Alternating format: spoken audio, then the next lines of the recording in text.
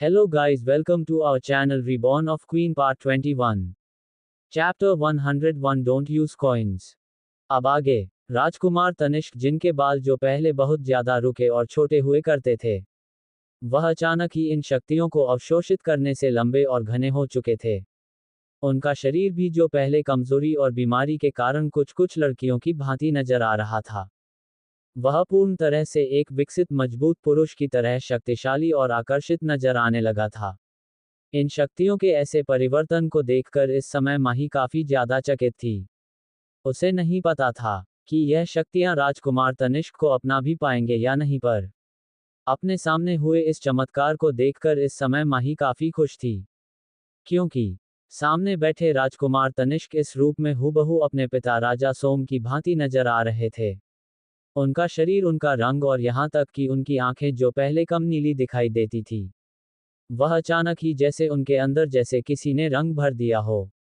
वही राजकुमार तनिष्क जिन्हें इन शक्तियों को अपने के बाद अपने शरीर में अचानक ही अनगिनत बदलाव महसूस होने लगे थे।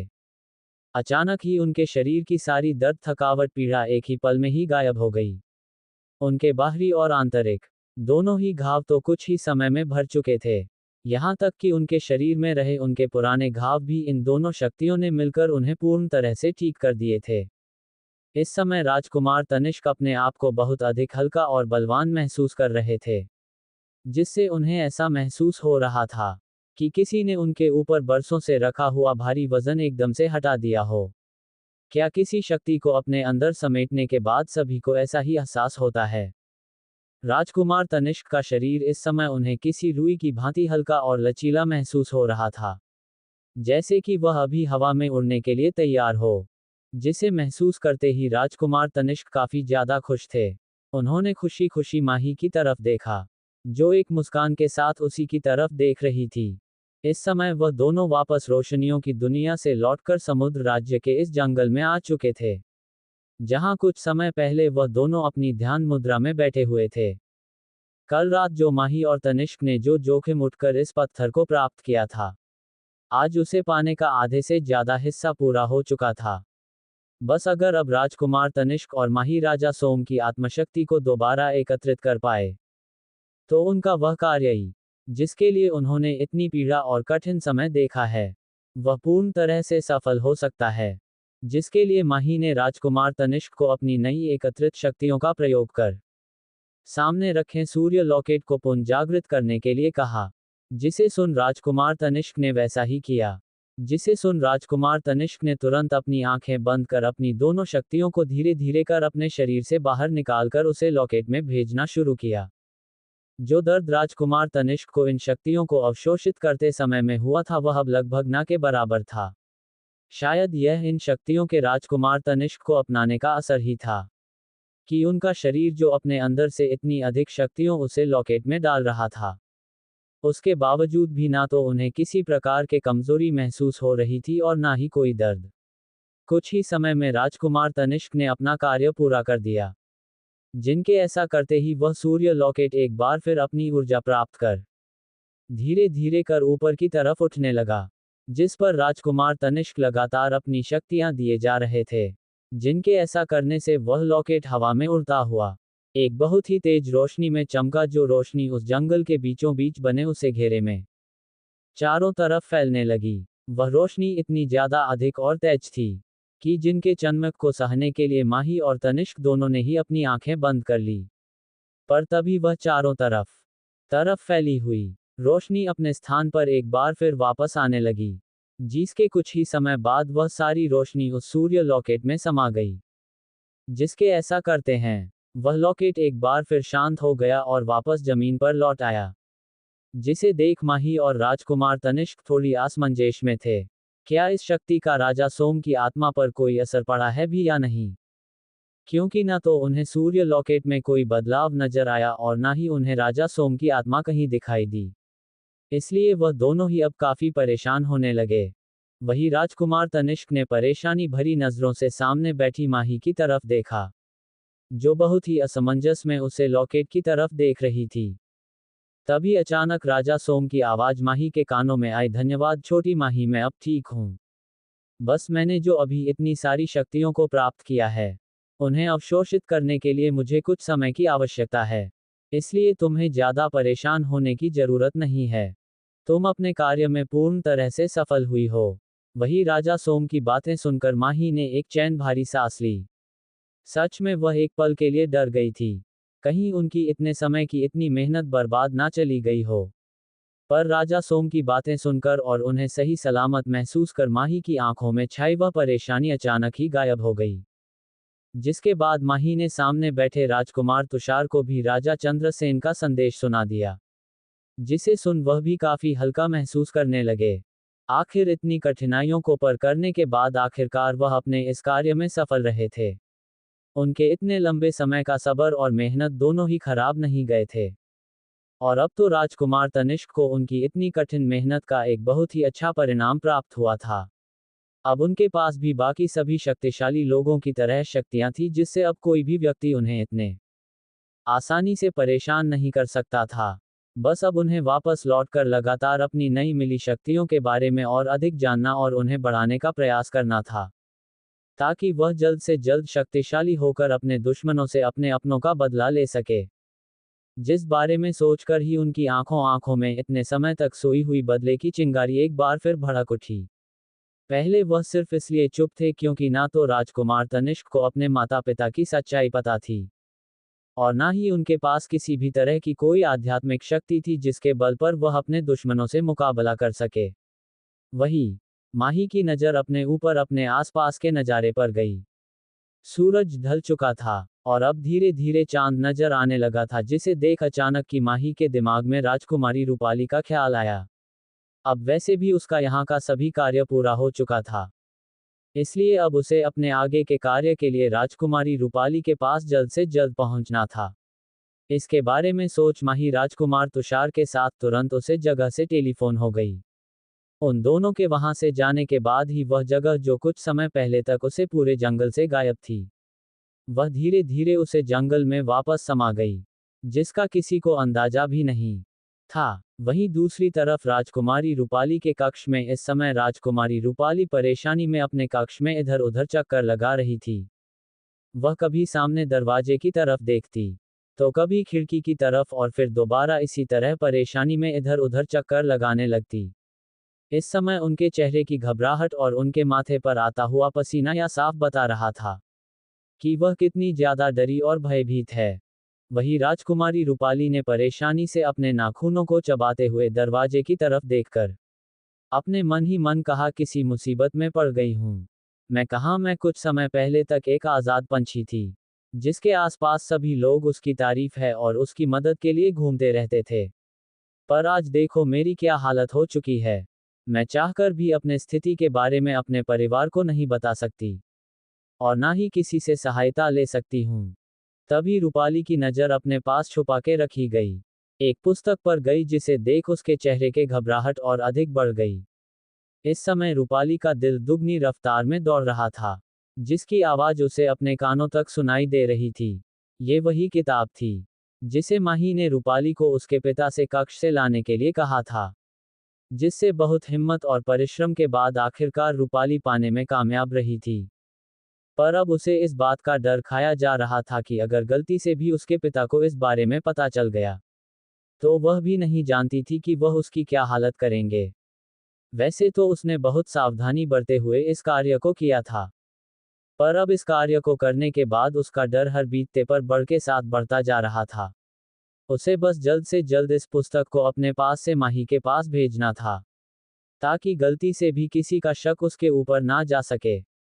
इसलिए वह बहुत समय से माही के इंतजार में अपनी कक्ष की चारों तरफ चक्कर लगाने में लगी हुई थी। तभी एक तेज रफ्तार के साथ एक अदृश्य शक्ति अचानक ही राजकुमारी रूपाली के कक्ष में आ गई, जिसे देख सामने खड़ी राजकुमारी रूपाली तुरंत समझ गई कि ये दृश्य शक्ति होना हो माही ही होगी। इसलिए रूपाली ने तुरंत अपने पास छुपा कर रखी उसे पुस्तक को तुरंत निकालकर उसे आगे की तरफ बढ़ा दिया। वही माही, जिसके मन में इस चीज को लेकर काफी दुविधा उठ रही थी कि क्या रूपाली उसके दिए हुए कार्य को पूरा कर पाएगी, कहीं ऐसा ना हो कि वह इस कार्य को करने से डर जाए और माही का बनाया सारा चक्रव्यूह खराब होने लगे। पर अपने सामने अचानक उपस्थित हुई उसे पुस्तक को देखकर माही के मन में चल रही सारी शंकाएं धीरे धीरे कर शांत होने लगी। इस समय माही के चेहरे पर एक न दिखने वाली मुस्कान छाई हुई थी। उसे बिल्कुल यकीन नहीं हो रहा था कि रूपाली ने उसके दिए हुए कार्य को इतनी अच्छी तरह किया है, कि उसका परिणाम वह अपनी आंखों के सामने देख सकती है। इस समय माही बहुत ही ज्यादा प्रसन्न नजर आ रहे थी। आखिर आते भी क्यों नहीं उसके मस्तिष्क में चल रहा वह इतने समय से वह कार्य आखिरकार अब पूरा होने वाला था। जिस चीज की खुशी इस समय माही के चेहरे पर साफ साफ नजर आ रही थी। वहीं दूसरी तरफ राजा चंद्रसेन के कक्ष में इस समय राजा चंद्रसेन अपने कक्ष में अकेले बैठे लगातार कई पत्रों को एक साथ लिखा जा रहे थे। वह कुछ समय रुकते और फिर कुछ लिखने लगते हैं। कुछ देर इसी तरह लिखने के बाद उन्होंने अपने हाथ में मौजूद उसे पत्र की तरफ देखा, जिसे देखकर उनके चेहरे पर एक संतुष्टि भरे भाव आ गए। उन्होंने तुरंत उसे पत्र को नीचे रखा और अपने पास के ड्रॉ से एक काले रंग की अजब सी दिखने वाली मोमबत्ती को निकाल। बेशक ही वह दिखने काली रंग की मोम हो, परंतु इसका आकार बहुत ही ज्यादा अजीब और अनोखा था। इसके तुरंत बाद राजा चंद्रसेन ने अपने पास रखी एक लंबी सी डंडी में आग लगाई और उसे मोमबत्ती को जलने लगे। वही उसे मोमबत्ती के जलते ही उसमें से एक अजीब सा काला धुआं निकालकर उसे मोमबत्ती के चारों तरफ घूमने लगा, जिसे देख राजा चंद्रसेन ने तुरंत अपने द्वारा लिखे गए उसे पत्र को उसे मोमबत्ती की आग में जलना शुरू किया।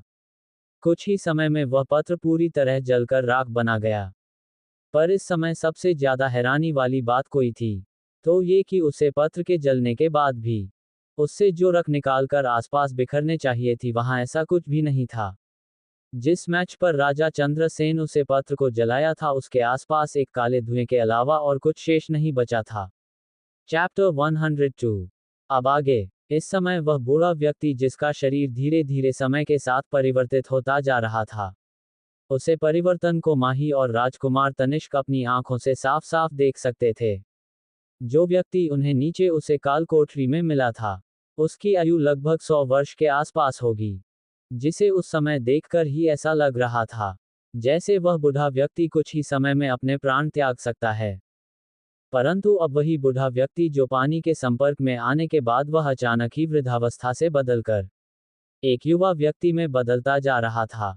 जो नजरा इस समय राजकुमार तनिष्क और माही अपने सामने होता हुआ देख रहे थे, उन दोनों को तो समझ नहीं आ रहा था कि आखिर यह व्यक्ति असल में है कौन, जो इस तरह कुछ पल में अपने उम्र को इतनी ज्यादा बदल सकता है।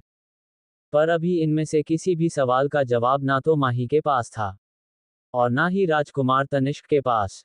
वह दोनों ही अब उसे विचित्र व्यक्ति के होश में आने का इंतजार करने लगे, जिसने उनके मन में एक साथ इतने हजारों सवालों को इकट्ठा कर दिया था, जिसका जवाब अब उनके सामने मूर्छित पड़ा वह व्यक्ति ही दे सकता था। वही बीतते वक्त के साथ उस वृद्ध व्यक्ति की शारीरिक शक्ति पूरी तरह से परिवर्तित होती गई। उसके वह सफेद बिखरे हुए बाल जो उसके चेहरे के समान ही मुरझाए हुए थे, अचानक ही वह भी अपना रंग बदलकर काले होते रहे। इस समय माही और राजकुमार तनिष्क अपने सामने मूर्छित पड़े उसे व्यक्ति के रूप को बदलते हुए देख रहे थे। कुछ ही समय में वह बूढ़ा व्यक्ति पूरी तरह बदल गया। उसके शरीर पर मौजूद वह कटे फटे वस्त्र जो बहुत लंबे समय से उसके शरीर पर चिपक गए थे, वह पूरी तरह से गायब हो चुके थे, जिसकी जगह उसके शरीर पर अपने आप एक सुनहरे वस्त्रों ने ले लिया। उसका शरीर जो कुछ समय पहले तक किसी कंकाल की भांति सूखा हुआ और पोषण रहित नजर आ रहा था, वह भी पूरी तरह भर चुका था। इस समय माही और तनिष्क के सामने एक बहुत ही सुंदर युवक प्रकट हो रहा था, जो वक्त के साथ अपनी सुंदरता से उन दोनों को ही चकित कर रहा था। अब तो माही के मन में इस अनजान व्यक्ति के बारे में जल्द से जल्द जानना था कि आखिर ये व्यक्ति है कौन, जिसे कुछ ही समय में उन दोनों को इतना ज्यादा हैरान कर दिया। माही और राजकुमार तनिष्क दोनों का ही पहले कभी ऐसे किसी व्यक्ति से सामना नहीं हुआ था, जो कुछ ही पलों में अपनी शक्तियों से उन दोनों को अपनी तरफ मोहित कर सकता है। वहीं दूसरी तरफ कुछ काली परछाइयां जो रात के अंधेरे में तेजी से एक गहरे डरावने जंगलों को पार कर आगे की तरफ बढ़ती जा रहे थे। वही रात के अंधेरे में उस अंधेरे से भरे जंगल जहां चारों तरफ से खतरनाक जानवरों के चीखने और गरजने की आवाज आ रही थी, जिससे ये साफ पता चल रहा था कि यह जंगल कितना ज्यादा खतरनाक है। वही वह कई परछायां जो बिना इन आवाजों पर ध्यान दिए लगातार आगे की तरफ बढ़ती जा रही थी। उनके पास से इस समय खून की बहुत ही ज्यादा अधिक तीव्र गंध उस सारे माहौल में फैल रही थी, जिसे आकर्षित होकर बहुत से जानवर बार बार उनके पास आने की कोशिश कर रहे थे।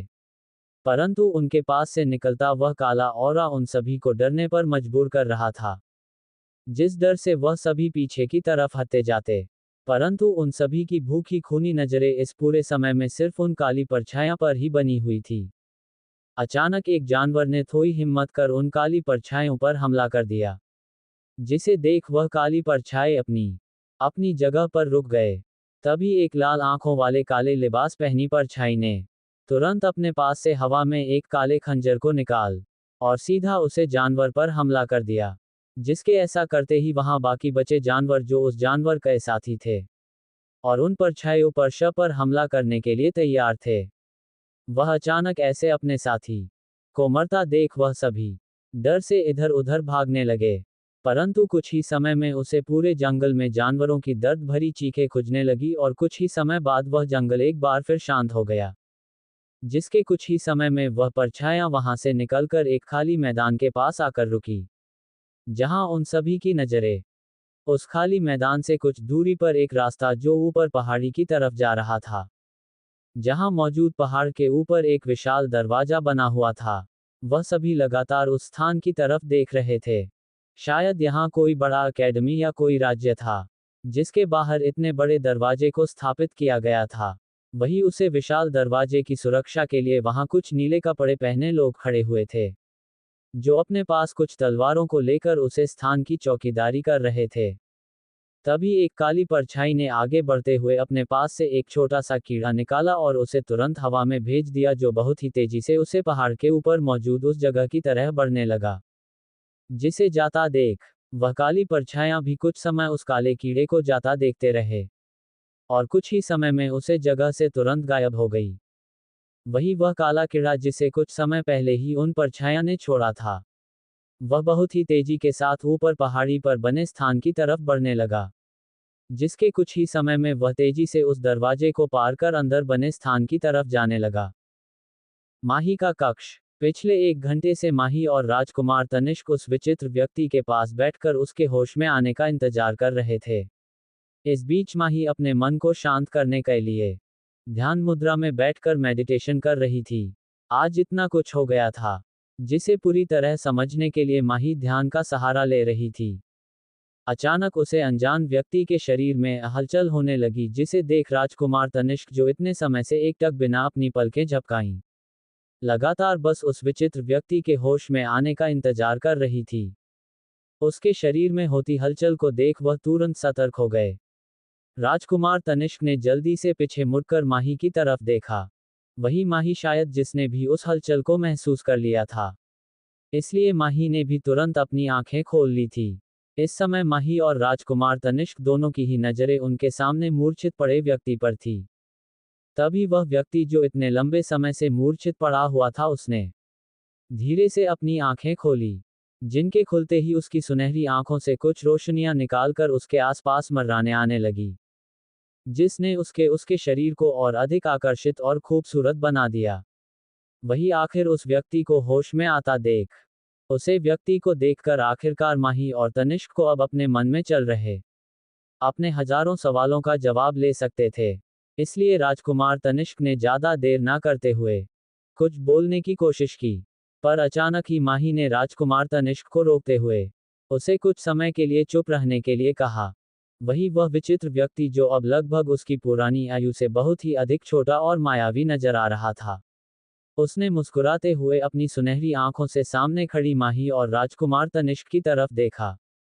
अचानक उसकी नजरें राजकुमार तनिष्क के चेहरे पर टिक गई, जिसे देख माही भी उनके चेहरे पर आए भावों को ध्यान से देख रही थी। जिस तरह उनके सामने मौजूद व्यक्ति राजकुमार तनिष्क को देख रहे थे, इसे इतना तो साफ था कि शायद वह राजकुमार तनिष्क को जानते थे। अचानक उस मायावी व्यक्ति धीरे से पानी के तालाब से निकलकर बाहर की तरफ आया, जिसके आते ही उसकी वह सुंदर लंबी पूंछ जो कुछ समय पहले तक उस पानी के तालाब में घूम रही थी, वह धीरे धीरे मनुष्य के पैरों में परिवर्तित होने लगी। वही वह व्यक्ति राजकुमार तनिष्क की तरफ देखते हुए धीरे से बढ़कर आगे की तरफ आए। उसने मुस्कुराते हुए एक नज़र तनिष्क की तरफ देखा और अपनी मधुर आवाज में राजकुमार तनिष्क से कहा, तुम महान राजा सोमसेन के पुत्र तनिष्क सोमसेन हो ना? वही अपने पिता का एक बार फिर जिक्र सुनकर राजकुमार तनिष्क काफी हैरान हो गए। उसे नहीं पता था कि आखिर यह व्यक्ति जो अचानक ही उनकी जिंदगी में प्रकट हुआ था, वह किस तरह उसके पिता को जानते हैं। क्या इनका कोई गहरा संबंध उनके पिता से हो सकता है? जिस बारे में सोचकर अभी राजकुमार तनिष्क की आंखें एक अनचाही खुशी की चमक में चमक उठी।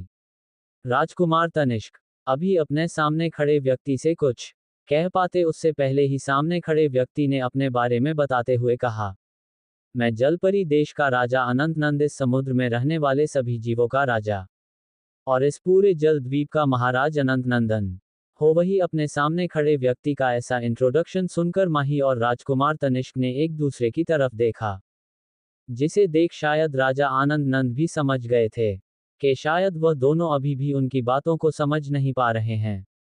शायद वह उनके बारे में अभी तक नहीं जानते थे। इसलिए उन्होंने अपने बारे में आगे बताते हुए कहा, जिस तरह आप इस समय समुद्र राज्य में उपस्थित है, इस समुद्र राज्य से कुछ द्वीप दूर समुद्र के नीचे पानी की दुनिया में मेरा राज्य है, जहां पानी में उसका उपस्थित सभी जीव सुख शांति और प्रेम से रहते हैं। मैं उसी समृद्ध स्थान का राजा अनंत नंद हूँ। वही राजा अनंतानंद के बारे में सुनकर माही और राजकुमार तनिष्क ने सम्मान पूर्वक झुकता हुए एक राजा को सम्मान दिया। वही माही और राजकुमार तनिष्क को ऐसा करता देख सामने खड़े जलपरी देश के राजा अनंत नंद ने मुस्कुराते हुए अपने सर को नामे हिलाते हुए कहा, नहीं बच्चों, तुम्हें ऐसा करने की कोई आवश्यकता नहीं है। अगर आज तुम दोनों सही समय पर नहीं आते, तो आज मुझे भी नहीं पता था कि मैं कितने समय तक अपने आप को जीवित रख पाता। मैं पिछले कितने वर्षों से अपने आप को जीवित रखने की जद्दोजहद में लगा हुआ था, और आज जब मेरी हिम्मत पूरी तरह खत्म होने वाली थी, तुम लोगों ने आकर मुझे दूसरा जीवन दान दिया है। चैप्टर 103 अब आगे। अगली सुबह आज समुद्र राज्य के राजमहल में बहुत ही हलचल का माहौल बना हुआ था। वह काम करने वाले सभी दास और दासियां बहुत ही भगदड़ औडी में इधर उधर अपने कार्यों का पूरा करने में लगे हुए थे। जिस भी व्यक्ति पर इस समय किसी की नजर पड़ती, वह सभी इस समय किसी ना किसी कार्य में व्यस्त दिखाई देते। आज समुद्र राज्य के महल को इस बहुत ही भव्य और खूबसूरत तरीके से सजाया जा रहा था, जिसे देखकर यह साफ पता चल रहा था कि जरूर समुद्र राज्य में कोई भव्य उत्सव का आयोजन होने वाला है। असल में राजा चंद्रसेन ने राजकुमारी रूपाली के स्वस्थ होने के अवसर पर राजमहल में एक बड़े उत्सव का आयोजन किया था, जहां उन्होंने दूर दूर के राज्य के लोगों तक को बुलाया गया था। इसलिए इस समय समुद्र राज्य में चारों तरफ ही अफरा तफरी का माहौल बना हुआ था। इस समय समुद्र राज्य के सभी लोग अगले दिन होने वाली उसे भव्य आयोजन के लिए तैयारी में लगे हुए थे। वही राजा चंद्रसेन जो खुशी खुशी अपने मित्र संबंधित और यहाँ तक के दूर दूर के राज्य के राजाओं को अपने राज्य में आमंत्रित करने के लिए लगातार अपने सिपाहियों को भेजने में लगे हुए थे। इस समय उनके चेहरे की वह खुशी जो इतने लंबे समय बाद लोगों ने एक बार फिर देखी थी, वह जाने का नाम नहीं ले रहे थी, जिसे देख उनके आसपास के सभी लोग काफी खुश नजर आ रहे थे। वही राजकुमार विक्रम जो इस समय अपने पिता राजा चंद्रसेन की हर एक व्यवस्था में सहायता कर रहे थे, वह इस समय एक अच्छे होने वाले युवराज का कर्तव्य निभाते लोगों को दिखाई दे रहे थे, जिसे देख कुछ लोग उन्हें अभी से ही एक सफल राजा और एक अच्छा बेटा होने का खिताब देने में लगे हुए थे। राजमहल में उपस्थित सभी मुख्य अधिकारी जो इस समय होने वाले नए राजा की तारीफों में लगे हुए थे, वह राजकुमार विक्रम के चारों तरफ उनकी चापलूसी में लगे हुए थे, जिस प्रशंसा का राजकुमार विक्रम भी आनंद ले रहे थे। इस समय राज्य में कहीं और खबरें भी अपनी पूरी रफ्तार में फैल रही थी, क्योंकि राजकुमार विक्रम जो इस वर्ष 25 वर्ष के होने वाले थे, जिनके 25 वर्ष के होते ही उन्हें मुकुट राजकुमार के पद्धति से हटकर राजा की गादी दी जाने वाली थी। इसलिए उनके आसपास के सभी अधिकारी और मित्र संबंधी इस समय उनसे और अधिक करीबियां बढ़ाने में लगे हुए थे, ताकि वह सभी समुद्र राज्य के होने वाले राजा के और अधिक करीब होकर उनकी दया दृष्टि को अपने ऊपर बनाकर अपने पदों को और अधिक सुरक्षित कर सके। वही इस खबर के अलावा भी समुद्र राज्य में सबसे चर्चाओं में आने वाली खबर इस समय वह अनोखी वेद नयनतारा थी, जिनके चमत्कार के कारण एक बार फिर समुद्र राज्य में उनकी खुशियां वापस लौट आई थी। जब से माही ने राजकुमारी रूपाली को स्वस्थ किया था, तभी से ही उसका औधा समुद्र राज्य के लोगों के बीच बहुत अधिक बढ़ चुका था। जो लोग पहले माही के एक स्त्री वैद होने पर माही को एक अनजान और मूर्ख वेद समझ रहे थे, सभी लोगों के मस्तिष्क में सिर्फ यही धारणाएं बनी हुई थी कि अगर कोई अच्छा और उच्च दर्जे का वेद हो सकता है, तो वह होना ना हो कोई पुरुष ही हो सकता है। किसी स्त्री के बस में इतना अच्छा और सटीक इलाज हो ही नहीं सकता। परंतु माही ने कुछ भी पलों में इस धारणा को अपने मस्तिष्क में रखने वाले लोगों के चेहरे पर एक जोरदार तमाशा राजकुमारी रूपाली का इलाज कर दिखाया था, जिसे अब सभी लोगों के बीच माही एक महान और अनोखी वेद के रूप में जानते थे, जिन्होंने कुछ ही पल में राजकुमारी रूपाली की इतनी घातक बीमारी को ठीक कर दिया था। शायद यही कारण था कि राजा चंद्रसेन के इस बुलावे पर इस बार जो लोग समुद्र राज्य में उपस्थित होना चाहते थे, उनमें से अधिकांश के यहाँ आने के पीछे का एक कारण माही भी है। आखिर कौन सा राज्य नहीं चाहेगा कि उनके पास एक उच्च कोटि का वेद उपस्थित हो, जो उनके वहां आए किसी भी मुसीबत को आसानी से हल कर सके। इसलिए सभी राज्यों के राजा उस अनोखी वेद से अपने करीबी बढ़ाना चाहते थे, ताकि आने वाले समय में उन सभी को माही की सहायता प्रदान हो सके। और शायद इस बात को राजा चंद्रसेन अच्छी तरह जानते थे, इसलिए वह अपने सर को गर्व से ऊंचा कर कर सभी लोगों के सामने माही की तारीफों का बखान करते हुए घूम रहे थे। वही राजा चंद्रसेन ने अपने मुख्य अधिकारियों के साथ मिलकर यह योजना बनाई थी कि वह कल के इस आयोजन में राजा चंद्रसेन राजकुमार विक्रम को समुद्र राज्य का अगला होने वाला राजा घोषित करेंगे। जो खबर वहां आने वाले सभी लोगों के लिए एक बहुत बड़ा आश्चर्य होने वाला है, जिससे बाकी सभी राज्यों के बीच समुद्र राज्य का दबदबा और अधिक बढ़ जाएगा। क्योंकि समुद्र राज्य के आसपास के सभी राज्यों में राजकुमार विक्रम के गुण और उनके ताकत के चर्च कई बार हुआ करते थे। सभी को पता था कि राजकुमार विक्रम ने समुद्र राज्य के लिए कई युद्ध को लड़ा, जिन सभी युद्धों में उन्हें विजय ही प्राप्त हुई, इसलिए उन्हें एक साहसी सैनिक के रूप में भी जाना जाता था, जो समुद्र राज्य के आने वाले समय को और अधिक उज्जवल और शक्तिशाली बन सकते थे। वहीं दूसरी तरफ माही के कक्ष में इस समय राजकुमार तनिष्क, राजा अनंतनंद और माही तीनों ही माही के कक्ष में मौजूद थे।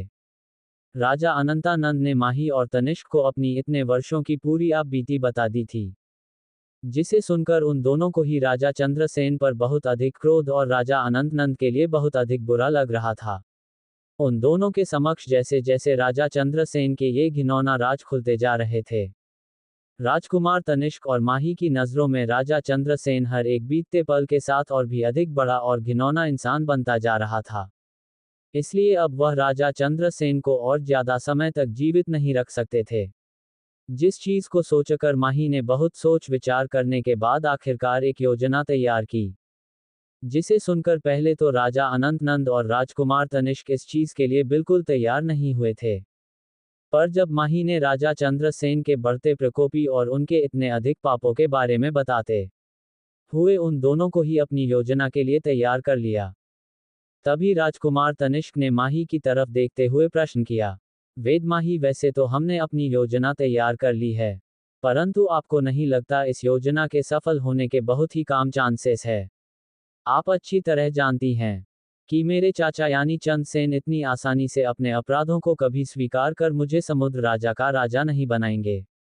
जो इंसान अपने फायदे के लिए अपनों तक को मारने में एक पल के लिए नहीं झिझक सकता, आपको क्या लगता है वह इतनी आसानी से मुझे अपने पूरे साम्राज्य और शक्ति देने के लिए तैयार हो जाएगा? और अब हम जान ही गए हैं कि वह कितने नीच इंसान और कितना अधिक गिर सकता है, तो क्या आपको नहीं लगता है वह इतनी आसानी से हमें नहीं छोड़ सकते हैं? आप जानती है ना, हम लोगों के पास अभी इतने अधिक शक्ति इकट्ठा नहीं हुई है जिससे हम डटकर चंद्रसेन का मुकाबला कर सके। और अगर उसे गलती से भी हमारे द्वारा किए गए किसी भी योजना की हुई भनक भी हुई, तो यह चीज हमारे लिए बहुत अधिक खतरा ला सकती है। और आपको क्या लगता है कि रूपाली कितने समय तक आपके डर से शांत रह सकती है? वह लड़की बहुत ही ज्यादा चतुर और चालाक है। इस चीज में वह बिल्कुल अपने पिता चंद्रसेन के ऊपर गई है। जो समय आने पर पेट में खंजर घोंपने से भी पीछे नहीं हटेगी। जिसे सुन माही ने मुस्कुराते हुए राजकुमार तनिष्क की तरफ देखते हुए कहा, आपको क्या लगता है राजकुमार तनिष्क, क्या मुझे नहीं पता होगा कि चंद्रसेन और रूपाली कितना ज्यादा दूर और कपटी इंसान है? जितना अधिक मैं उसके बारे में जान पाई हूं, उससे मुझे इतना तो अंदाजा हो गया है कि वह अपने बचाव के लिए और अपने लालच के लिए अपने अपनों तक की जान ले सकता है। पर आप चिंता मत कीजिए, कल राजा चंद्रसेन स्वयं अपने सारे अपराधों को स्वीकार करेंगे और स्वयं आगे बढ़कर आपको समुद्र राज्य का होने वाला नया राजा भी घोषित करेंगे। जिसे सुन राजा अनंतनंद और राजकुमार तनिष्क दोनों ने एक साथ माही की तरफ देखते हुए प्रश्न किया, कल कल ऐसा क्या है? वही इन दोनों का सवाल सुन माही ने अपने स्थान से खड़े होते हुए कहा, कल राजमहल में चंद्रसेन ने एक बहुत बड़ा उत्सव का आयोजन किया गया है, जिसमें समुद्र राज्य की प्रजा के साथ साथ बहुत से देश के राजा भी समुद्र राज्य आने वाले हैं। और अगर हमने किसी भी तरह उन सभी के सामने राजा चंद्रसेन की सच्चाई ला दी, तो यह चीज तो तय है कि इसके बाद चंद्रसेन कभी भी समुद्र राज्य की गादी पर नहीं बैठ पाएगा। चंद्रसेन अभी इसलिए इतना ज्यादा ताकतवर है क्योंकि उसके साथ अनेकों राज्यों का सहयोग है, परंतु आप भूल रहे हैं ये सभी राज्य समुद्र राज्य के मित्र हैं। और अगर हम पूरी दुनिया के सामने चंद्रसेन की सच्चाई ला दे, तो चाहते हुए भी चंद्रसेन के मित्र संबंधी राज्य उसकी सहायता नहीं कर पाएंगे, क्योंकि कोई भी राजा अपने आप को पूरी दुनिया के सामने एक कपटी राजा की सहायता करने का दंड अपने ऊपर नहीं ले सकता। वही माही जैसे जैसे अपनी बातों को आगे कहती जा रही थी, उसकी बातों को सुनकर राजा अनंतनंद और राजकुमार तनिष्क के चेहरे पर आई वह चिंता धीरे धीरे गायब होने लगी। अब उन दोनों को ही माही की यह सभी योजना सबसे अधिक सटीक और उचित नजर आ रही थी। तभी राजा अनंतनंद ने कुछ सोचते हुए उन दोनों की तरफ देखते हुए माही और राजकुमार तनिष्क से कहा, जैसा कि तुम दोनों ने ही सभी योजनाएं तैयार कर ली है, इसलिए अब मुझे भी आने वाले समय के लिए अपनी कुछ महत्वपूर्ण योजना तैयार करनी है और स्वयं आगे बढ़कर आपको समुद्र राज्य का होने वाला नया राजा भी घोषित करेंगे, ताकि अगर आने वाले समय में हम पर कोई मुसीबत आए तो उसका सामना हम डटकर कर सके। उससे पहले मुझे अपने राज्य में अपने सुरक्षित होने की खबर भेजनी होगी, ताकि वह लोग जल्द से जल्द मेरी सहायता के लिए यहाँ आ सके। जिस चीज से माही और राजकुमार तनिष्क दोनों ही सहमत हुए, इसके बाद राजा अनंतनंद एक बार फिर उसे पानी के भरे तालाब में गए और कुछ ही समय में उसे जगह से गायब हो गए। अगली सुबह आज समुद्र राज्य के राजमहल में बहुत ही हलचल का माहौल था। वह काम करने वाले सभी दास और दासियां बहुत ही भगत औडी में इधर उधर अपने कार्यों का पूरा करने में लगे हुए थे। समुद्र राज्य के महल को इस समय बहुत ही भव्य तरीके से सजाया जा रहा था, जिसे देखकर यह साफ पता चल रहा था कि जरूर समुद्र राज्य में कोई भव्य उत्साह का आयोजन होने वाला है। असल में राजा चंद्रसेन ने राजकुमारी रूपाली के स्वस्थ होने के अवसर पर राजमहल में एक बड़े जातियों का आयोजन किया था, जहां दूर दूर के राज्य के लोगों तक को बुलाया गया था। इसलिए इस समय समुद्र राज्य में चारों तरफ ही अपराध अफ्रीका माहौल बना हुआ था। सभी लोग अगले दिन होने वाली उसे भाव आयोजन के लिए तैयारी में लगे हुए थे। वही राजा चंद्र सिंह, जो खुशी खुशी अपने मित्र संबंधित और यहाँ तक के दूर दूर के राज्य के राजाओं को अपने राज्य में आमंत्रित करने के लिए लगातार अपने सिपाहियों को भेजने में लगे हुए थे, उनके चेहरे की वह खुशी जो इतने लंबे समय बाद लोगों ने देखी थी, वह जाने का नाम नहीं ले रहे थे, जिसे देख उनके आसपास के सभी लोग काफी खुश नजर आ रहे थे। वही राजकुमार विक्रम, जो इस समय अपने पिता राजा चंद्रसेन की हर एक व्यवस्था में सहायता कर रहे थे, वह इस समय एक अच्छे होने वाले युवराज का कर्तव्य निभाते लोगों को दिखाई दे रहे थे, जिसे देख कुछ लोग उन्हें अभी से ही एक सफल राजा और एक अच्छा बेटा होने का किताब देने में लगे हुए थे। जब से माही ने राजकुमारी रूपाली को स्वस्थ किया था, तभी से ही उसका आधा समुद्र राज्य के लोगों के बीच बहुत अधिक बढ़ चुका था। अब सभी माही को एक अनजान और मूर्ख वेद की जगह एक महान और अनोखे वेद के रूप में जानते थे, जिन्होंने कुछ ही पल में राजकुमारी रूपाली की इतनी घातक बीमारी को ठीक कर दिया था। शायद यही कारण था कि राजा चंद्रसेन के इस बुलावे पर सभी लोग इस बार समुद्र राज्य में उपस्थित होना चाहते थे, जिसके पीछे का एक कारण माही विधि है। सभी उसे अनोखे वेद से अपने करीबी बढ़ाना चाहते थे, ताकि आने वाले समय में उन सभी को माही की सहायता प्रदान हो सके। और शायद इस बात को राजा चंद्रसेन अच्छी तरह जानते थे, इसलिए वह अपने सर को घर से ऊंचा कर सभी लोगों के सामने माही की तारीफों का बखान करते हुए घूम रहे थे। वहीं दूसरी तरफ माही के कक्ष में इस समय राजकुमार तनिष्क, राजा अनंतानंद और माही तीनों ही माही के कक्ष में मौजूद थे। राजा अनंतानंद ने माही और तनिष्क को अपनी पूरी आप बीती बता दी थी, जिसे सुनकर उन दोनों को ही राजा चंद्रसेन पर बहुत अधिक क्रोध और राजा अनंतनंद के लिए बहुत अधिक बुरा लग रहा था। जैसे जैसे पुलिस सेन के ये घिनौना राज खुलते जा रहे थे, तनिष्क और माही की नज़रों में राजा चंद्रसेन हर एक दिन और भी अधिक बड़ा और घिनौना इंसान बनता जा रहा था। इसलिए अब वह राजा चंद्रसेन को ज्यादा समय तक जीवित नहीं रख सकते थे, जिस चीज को सोचकर माही ने बहुत सोच विचार करने के बाद आखिरकार एक योजना तैयार की, जिसे सुनकर पहले तो राजा आनंद और राजकुमार तनिष्क इस चीज के लिए तैयार नहीं हुए थे, पर माही ने राजा चले सिंह के बढ़ते प्रतापी और उनके इतने अधिक पापा के बारे में बताते हुए उन दोनों को ही अपनी योजना के लिए तैयार कर लिया। तभी राजकुमार तनिष्क ने माही की तरफ देखते हुए प्रश्न किया, वेद माही, वैसे तो हमने अपनी योजना तैयार कर ली है, पर आपको नहीं लगता इस योजना के सफल होने के बहुत ही काम चांसेस है? आप अच्छी तरह जानती हैं कि मेरे चाचा इतनी आसानी से अपने अपराधों को कभी स्वीकार कर मुझे समुद्र राजा का राजा नहीं बनाएंगे। जब हम जान ही गए हैं कि वह कितने नीच इंसान हैं, तो क्या आपको लगता है वह इतनी आसानी से हमें छोड़ सकते हैं? जैसे सुन माही ने मुस्कुराते हुए राजकुमार तनिष्क की तरफ देखते हुए कहा, आपको क्या लगता है राजकुमार तनिष्क, क्या मुझे नहीं पता होगा कि चंद्रसेन कितना ज्यादा दूर और कपड़े इंसान है? जितना अधिक मैं उसके बारे में जान पाई हूं, उससे मुझे इतना तो अंदाजा हो गया है कि वह अपने बचाव के लिए और अपने लालच के लिए अपने अपनों तक की जान दे सकता है। पर आप चिंता मत कीजिए, कल राजा चंद्रसेन स्वयं अपने सारे अपराधों को स्वीकार करेंगे। जिसे सुन राजा अनंतनंद और राजकुमार तनिष्क दोनों नहीं एक साथ माही की तरफ देखते हुए प्रश्न किया, कल ऐसा क्या है? वही इन दोनों का सवाल सुन माही ने अपने स्थान से खड़े होते हुए कहा, कल राजमहल में एक बहुत बड़ा उत्सव का आयोजन किया गया है, जिसमें समुद्र राज्य की प्रजा के साथ साथ बहुत से देश के राजा भी समुद्र राज्य आने वाले हैं। और अगर हमने किसी भी तरह उन सभी के सामने राजा चंद्रसेन की सच्चाई ला दी, तो यह चीज तो तय है कि इसके बाद चंद्रसेन कभी भी समुद्र राज्य की गाड़ी पर नहीं बैठ पाएगा। चंद्रसेन अभी इसलिए इतना ज्यादा ताकतवर है क्योंकि उसके साथ अनेकों राज्यों का सहयोग है, परंतु आप भूल रहे हैं ये सभी राज्य समुद्र राज्य के मित्र है, और अगर हम पूरी दुनिया के सामने चंद्रसेन की सच्चाई ला दे, तो जाकर भी चंद्रसेन के मित्र संबंधी राज्य उसकी सहायता नहीं कर पाएंगे, क्योंकि कोई भी राजा अपने आप को पूरी दुनिया के सामने एक कपटी राजा की सहायता करने का दंड अपने ऊपर नहीं ले सकता। वही माही जैसे जैसे अपनी बातों को आगे कहती जा रही थी, उसकी बातों को सुनकर राजा अनंतनंद और राजकुमार तनिष्क के चेहरे पर आई वह चिंता धीरे धीरे गायब होने लगी। अब उन दोनों को ही माही की है योजना सबसे अधिक सटीक और उचित नजर आ रही थी। तभी यह राजा अनंतानंद ने उन दोनों की तरफ देखते हुए माही और राजकुमार तनिष्क से कहा, जैसा कि तुम दोनों ने ही सभी योजनाएं तैयार कर ली है, इसलिए अब मुझे भी आने वाले समय के लिए अपनी कुछ महत्वपूर्ण योजना तैयार करनी है। उससे पहले मुझे अपने राज्य में अपने सुरक्षित होने की खबर भेजनी होगी, ताकि वह लोग जल्द से जल्द मेरी सहायता के लिए यहाँ आ सके। जिस चीज से माही और राजकुमार तनिष्क दोनों ही सहमत हुए। इसके बाद राजा अनंतनंद एक बार फिर उसे पानी के भरे तालाब में गए और कुछ ही समय में उसे जगह से गायब हो गए होने वाले थे, जिनके 25 वर्ष के होते ही उन्हें मुकुट राजकुमार के पद्धति से हटकर राजा की गाड़ी दी जाने वाली थी। इसलिए उनके आसपास के सभी अधिकारी और मित्र संबंधी इस समय उनसे और अधिक करीबियां, ताकि वह सभी समुद्र राज्य के होने वाले राजा के और अधिक गरीब होकर उनकी दया दृष्टि को अपने ऊपर बनाकर अपने पदों को और अधिक सुरक्षित कर सके।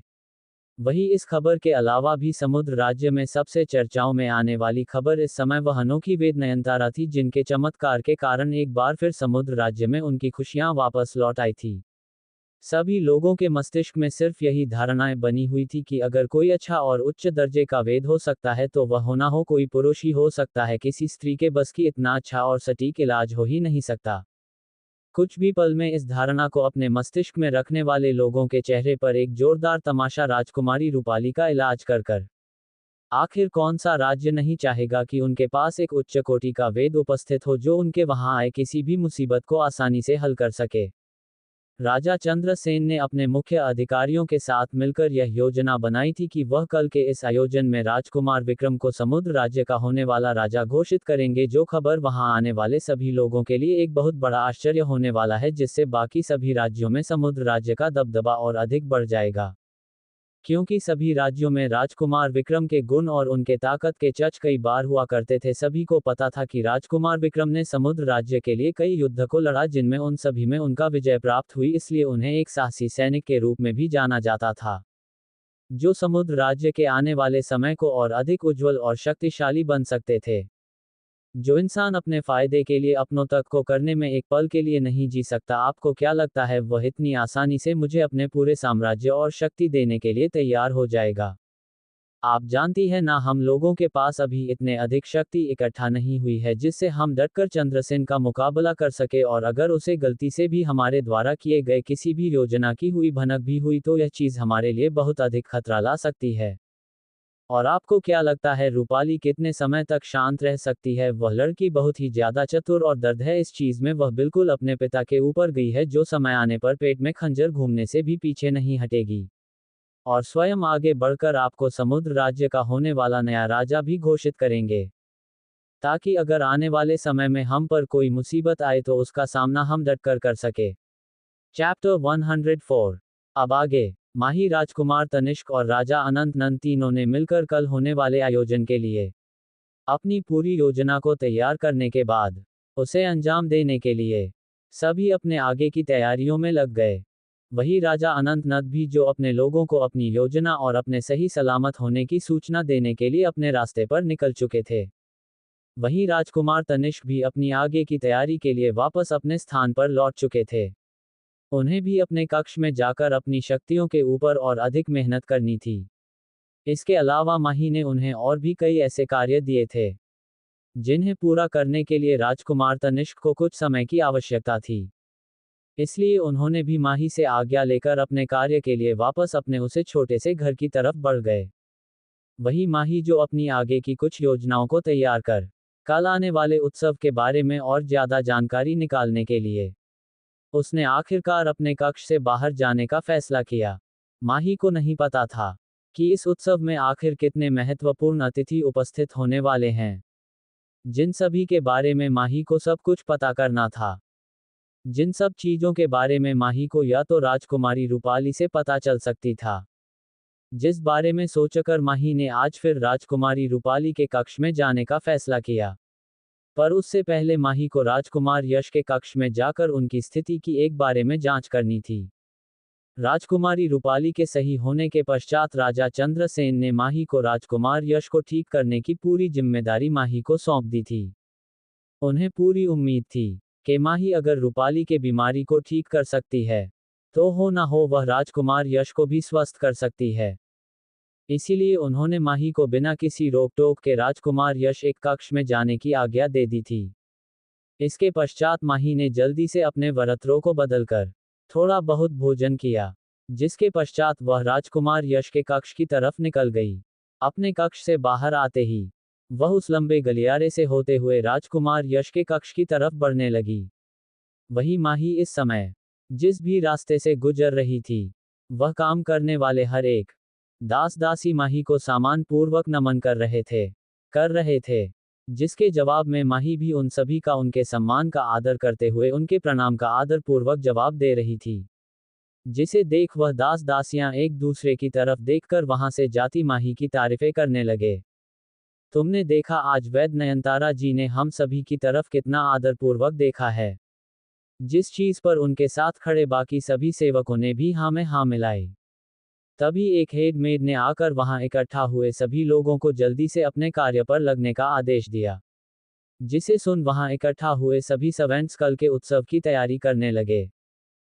वही दूसरी तरफ कुछ लंबे गलियारों को पार कर आखिरकार माही कुछ समय पश्चात राजकुमार यश के कक्ष तक पहुंच गई, जहां पहुंचते ही वहां उपस्थित सभी वेद, जो अभी भी राजकुमार यश के इलाज में लगे हुए थे, उन्होंने माही को आता देख उन्होंने तुरंत माही को सम्मान दिया और माही को राजकुमारी यश के पास जाने तक का रास्ता देने लगे, जिसे देख अचानक माही को वह समय याद आ गया जब वह पहली बार इस कक्ष में आई थी। तो यहाँ उपस्थित सभी वेद अपनी आंखों में घिरना और शक लिए माही की तरफ देख रहे थे।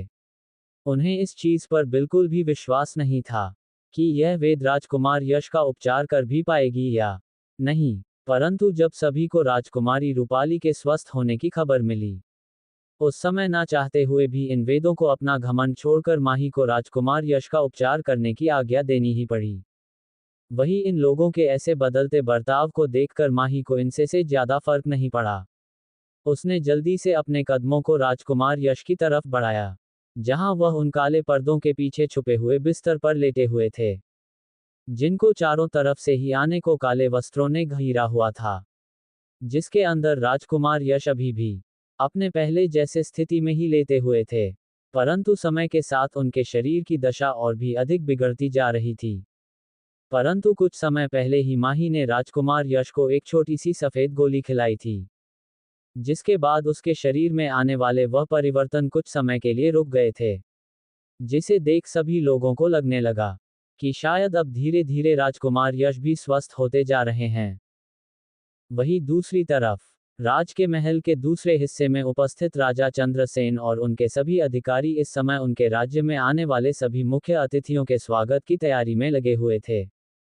इस समय वहां उपस्थित सभी लोग अपने अपने कार्यों में बहुत ही ज्यादा व्यस्त थे, क्योंकि समुद्र राज्य में रखा गया यह उत्सव कोई आम उत्सव नहीं था।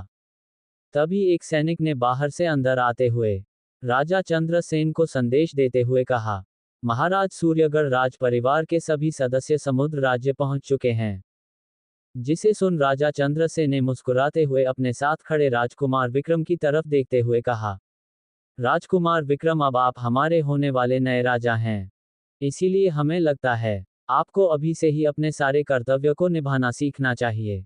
आप भी हमारे साथ चलकर हमारे राज्य में आने वाले सभी अतिथियों का स्वागत करवाए, ताकि हमारे राज्य में उपस्थित होने वाले सभी अतिथि गणों को आपका स्वभाव और आपके ओहदे के बारे में और अधिक जानकारी प्राप्त हो सके, जिससे सभी के सामने आपका सामान और ओहदा दोनों में ही वृद्धि होगी, जो आने वाले समय में आपके दूसरे राज्यों के साथ अच्छे संबंध बनाने में भी सहायता प्रदान करेगा। यही एक अच्छे राजा होने की निशानी होती है। जिस बात पर राजकुमार विक्रम भी अपने पिता की आज्ञा मानकर वह दोनों ही सूर्यगढ़ राज्य के राज परिवार का स्वागत करने के लिए बाहर की तरफ चले गए। वही राजमहल के बाहर एक साथ कई शाही सवारियां, जिनके आसपास बहुत शाही सैनिकों का काफिला समुद्र राज्य के राजमहल तक पहुंच चुका था। उस बड़े काफिले के राजमहल में रुकते ही एक सैनिक ने जल्दी से आगे बढ़कर उन शाही सवारियों के दरवाजे खोले। चैप्टर 105 राजमहल के द्वार पर सूर्यगढ़ राज्य का राज परिवार पधार चुका था, जिनका स्वागत करने के लिए स्वयं राजा चंद्रसेन और राजकुमार विक्रम बाहर पधारे थे। तभी वहां आई उन शाही बगिया, जो इस समय अपने स्थान पर रुक चुके थे। कुछ सैनिकों ने आगे बढ़कर एक एक कर उन सभी शाही बगिया को खोलना शुरू किया, जिनके दरवाजे खुलते ही पहली बगी में से सूर्यगढ़ राज्य के राजा सोमनाथ और उनकी पत्नी विनीता निकली। इन दोनों की ही उम्र लगभग राजा चंद्रसेन के बराबर ही थी, जिसके साथ साथ राजा चंद्रसेन और राजा सोमनाथ दोनों ने ही एक साथ अपनी शिक्षा पूर्ण की थी। शायद इसी वजह से समुद्र राज्य और सूर्यगढ़ राज्य के रिश्ते इतने समय से एक स्वस्थ डोरी से बंधे हुए थे। वहीं दूसरी तरफ रानी विनीता, जो इस उम्र में भी अपने सिंपल साख श्रृंगार और एक अच्छे स्वस्थ शरीर के साथ अपनी आयु से बहुत ही कम नजर आ रही थी, वह भी अपने समय की सबसे सुंदर स्त्रियों में एक मानी जाती थी, जिनकी सुंदरता पर मोहित होकर राजा सोमनाथ ने उनसे विवाह किया था।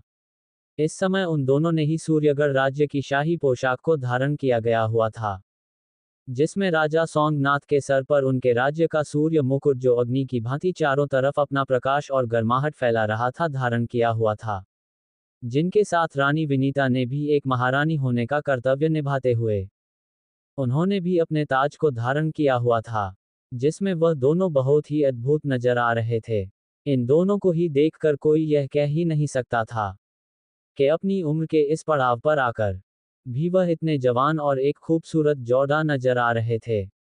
वहीं उनके पीछे आए दूसरी शाही सवारी का भी दरवाजा खुला, जिसमें से दो सुंदर लड़कियां निकालकर बाहर आई, जिनमें से एक लड़की जिसकी उम्र लगभग 16-17 वर्ष की होगी, गोरा रंग, नीली आंखें, लंबे खूबसूरत काले बालों के साथ सामने खड़ी वह लड़की बहुत खूबसूरत लग रही थी। वही उस सुंदर युवती शक्ल हूबहू रानी विनीता से मिल रही थी, जिससे यह अंदाजा लगाना कठिन नहीं था कि जरूरी है रानी विनीता और राजा सोमनाथ की छोटे पुत्री सृष्टि थी। वही सृष्टि के बाजू में खड़ी 18-19 साल की दूसरी लड़की कोई और नहीं बल्कि राजकुमारी श्रद्धा थी, जो इस समय बाकियों की तरह ही सूर्यगढ़ की शाही पोशाक धारण किए उसी शाही बागगी से बाहर की तरफ आ रही थी, जिसने हमेशा की तरह अपने चेहरे पर अत्यधिक सिगार के साथ बाहों थी भारी शाही सिंगा और आभूषण धारण किए हुए थे, जिसमें वह काफी हद तक खूबसूरत नजर आ रही थी। वही राजकुमारी श्रद्धा ने उसे बागगी से बाहर कदम रखते ही अपने चेहरे पर एक मासूमियत भरी मुस्कान लिए वहां खड़े सभी लोगों की तरफ देखने लगी। राजकुमारी श्रद्धा ने हमेशा की तरह अपने चेहरे पर वही मासूमियत का नकाब ओढ़ा हुआ था, जिसे देख कोई भी व्यक्ति यह कह सकता था कि राजकुमारी श्रद्धा कितनी भोली और पश्चात स्वभाव की स्त्री है। वह राजकुमार सूर्य से विवाह करने के बाद सूर्यगढ़ राज्य की युवरानी बन चुकी थी, जो अब कुछ ही समय में वहां की महारानी भी बनने वाली थी, जिसका गुरूर उसकी आंखों में साफ साफ देखा जा सकता था। परंतु वह अपनी आंखों के भावों को अपने चेहरे पर ना लाते हुए एक मासूम से मुस्कान के साथ अपने सास ससुर यानी रानी विनीता और राजा सोमनाथ की तरफ बढ़ गई। वहीं अपने सामने उपस्थित सूर्यगढ़ राज परिवार को देखकर सामने खड़े राजा चंद्रसेन ने भी बहुत हर्ष उल्लास के साथ उन लोगों का अपने राज्य में स्वागत किया। इस समय उन दोनों को देखकर ही यह बताया जा सकता था कि ये दोनों ही अपने समय के घनिष्ठ मित्र और अच्छे योद्धा रहे होंगे। राजा चंद्रसेन और राजा सोमनाथ दोनों ही एक दूसरे से छेड़छाड़ कर एक दूसरे के टाक खींची कर रहे थे, जिसे देख उनके पास खड़े उनके परिवार मुस्कुरा रहा था। तभी रानी विमिता की नजर सीढ़ियों से आते एक सुंदर युवक पर गीत, जिसे देख उनकी की आंखें नम हो गई। उन्होंने एक भरे गले और आंखों में नमी के साथ सामने से आते उसे युवक की तरफ देखते हुए कहा। सूर्य वही राजकुमारी श्रद्धा जिसका सारा ध्यान इस समय समुद्र राज्य की भव्यता और शानो शौकत देखने पर था। अचानक आए इस आवाज सुन उसे नाम को सुनकर श्रद्धा ने जल्दी से सामने की तरफ देखा, जहां एक सुंदर नीली पोशाक पहने राजकुमार सूर्या राजमहल की सीढ़ियां से उतरते हुए सामने अपने माता पिता की तरफ आ रहे थे, जिसे देख श्रद्धा की आंखें चमक उठी। इस समय उसकी आंखें किसी तारों की भांति चमक रही थी। वह इस समय ऐसी लग रही थी जैसे किसी बच्चे को उसका मनपसंद तोहफा मिल गया हो। उसके चेहरे की वह मुस्कान जो कुछ समय पहले तक थोड़ी सी की नजर आ रही थी, अचानक ही वह किसी गुलाब के फूल की तरह खिल उठी। वह अपनी काली आंखों से सामने से आते राजकुमार सूर्य को देखते हुए बस मुस्कुराए जा रही थी। अपने सामने राजकुमार सूर्य को देखकर तो जैसे श्रद्धा अपने आसपास खड़े लोगों को बिल्कुल भूल चुकी थी। वह खुशी खुशी जल्दी से अपने कदम बढ़ाकर राजकुमार सूर्या की तरफ जाना चाहती थी, जिसे सोच उन्होंने अपने कदम आगे की तरफ बढ़ाए। पर अचानक ही राजकुमारी श्रद्धा के वह बढ़ते कदम अपने स्थान पर ही रुक गए।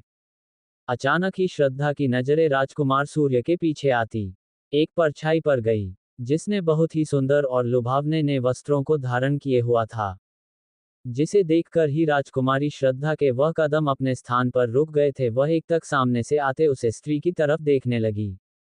वही राजकुमार सूर्या के साथ आती वह स्त्री और कोई नहीं वेद विशाला थी, जो इस समय एक तीखी मुस्कान लिए राजकुमारी श्रद्धा की तरफ से देख रही थी। वही वेद विशाला को राजकुमार सूर्य के साथ देखकर राजकुमारी श्रद्धा, जिसका चेहरा कुछ समय पहले तारों की भांति जगमगा रहा था, वह अचानक ही मुरझाने लगा। उसकी आंखों में अचानक ही एक ही दर्द की लकीरों उभर आई। वह अपनी आंखों में उदासी और निराशा लिए राजकुमार सूर्या की तरफ देख रही थी, जिन्होंने एक बार भी अपनी नजरें श्रद्धा की तरह नहीं की थी। वह इतना सच खबर कर यहाँ सिर्फ राजकुमार सूर्य के लिए ही थी, ताकि उनकी नजर उसे पर पड़े और वह उसके प्यार में गिर सके। परंतु राजकुमार सूर्या तो कभी भी श्रद्धा की तरफ आंख उठाकर देखते भी नहीं थे, और आज भी वही हुआ। उन्होंने श्रद्धा को इस तरह अनदेखा कर दिया, जैसे वह उनके आसपास हो ही ना। जिस चीज में श्रद्धा के दिल को का कचोड़ कर रख दिया। उसकी आंखों में छुपी हुई नमी अचानक ही उसकी आंखों से बाहर निकालकर उसके चेहरे पर आ गई, जिसे देख उनके साथ खड़ी सूर्यगढ़ राजा की छोटी राजकुमारी सृष्टि ने श्रद्धा के कंधों पर हाथ रखते हुए एक संतावना भरी आवाज में उसकी तरफ देखते हुए कहा, आप चिंता मत करिए भाभी, भैया जल्दी आपको स्वीकार कर लेंगे। आखिर में कितने दिनों तक अपनी इतनी सुंदर और प्यारी धर्मपत्नी को अकेला छोड़ सकते हैं। आप देखिएगा एक दिन वह स्वयं आपके पास आएंगे और आपके पूरे दिल से स्वीकार करेंगे। और रही इस कपड़े औरत की